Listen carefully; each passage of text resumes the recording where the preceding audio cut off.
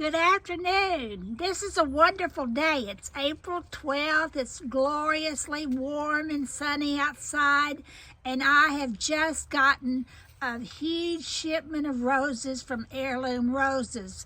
I'm going to tell you a little bit about that company and the way they ship and about the roses that I've ordered. I normally order heirloom, truly old roses from this company, but they have other roses too that I've ordered. All of the roses are without flaw.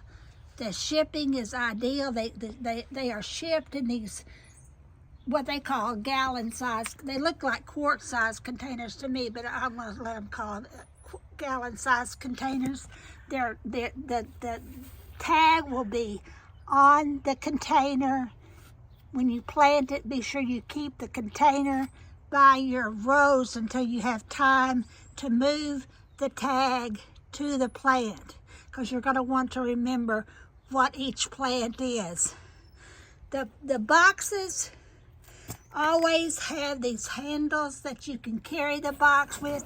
This was a box that had 4, and you see it's partitioned into 4, and the rose will have a bamboo stake, and then it's wrapped in heavy plastic, and then it has a very heavy zip tie around it. Now I'm going to tell you a little bit about some of these roses.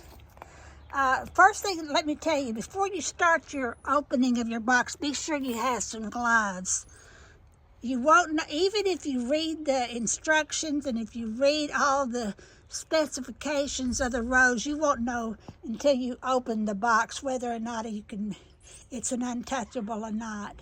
A lot of the older roses have vicious thorns. Even as babies, they're covered with, may not even be vicious, just thorns. That's how the roses got their nickname, or their reputation. And songs are written about it. Every rose has a thorn.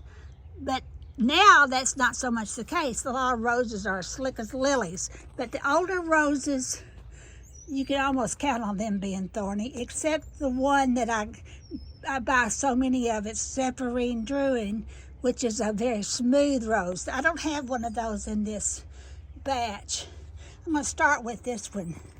This is Mutablis, which does, it's when it gets older, roses are kind of like people. As they get older, their thorns become more and more vicious.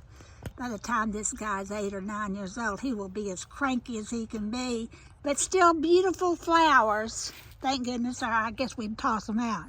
But this Mutablis is from the 1800s. It has big thorns. As it gets older, the thorns get bigger and stronger. The flowers are a delicate apple blossom looking flower.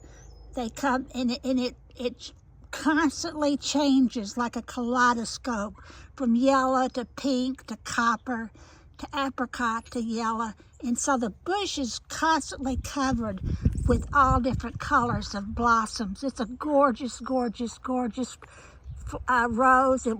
It says it doesn't grow tall, but I've had them grow to be 15 feet tall. So you take that with a grain of salt. Eden is a tall, sturdy rose. It doesn't seem to have terrible roses right now. It may become very thorny later. I don't know. My thought is that Eden would be thornier than it is. Madame Aesop Pereire. This is a little shorter rose. She is a dark pink, fragrant, and her thorns are the little menacing little natty thorns all over it. So you can't grab the bush without gloves on, because you are sure to hit a rough spot. Same thing is true of Ballerina.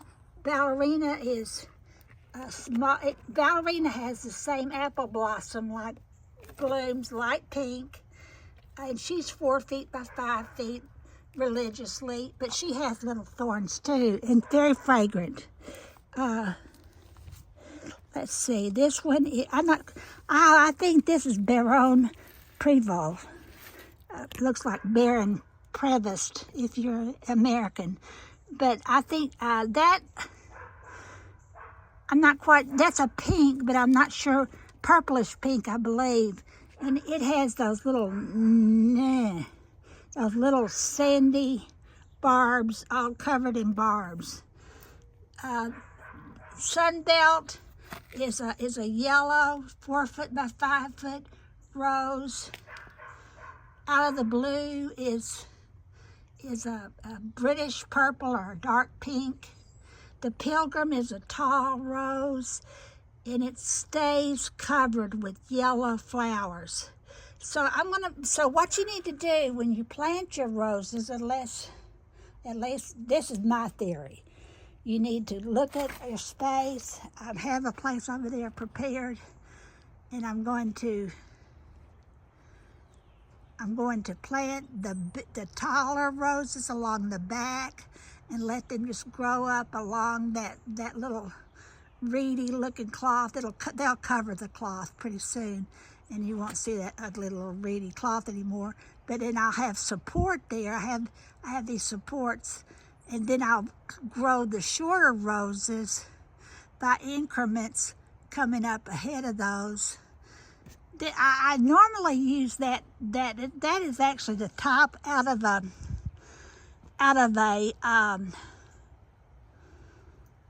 canopy type thing, like a picnic. It was a greenhouse is what it was. Pop, and it didn't work. It wouldn't pop all the way up. See, I have them all along here to make a tall rose arbor and wisteria arbor. Let me show you my wisteria today. It's beginning to become clusters of pink.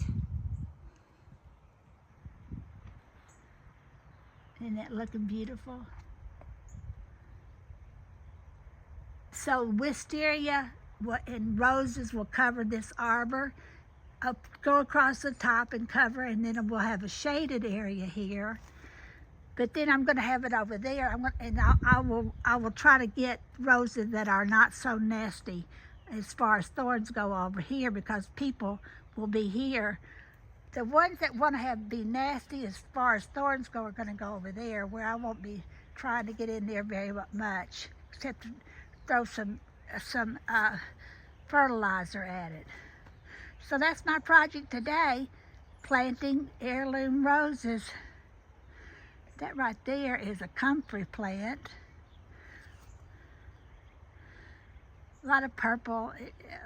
Got the time for the iris to grow, but that's what I'm doing right today, is planting roses in my garden, giving a shout out for Heirloom Rose Company.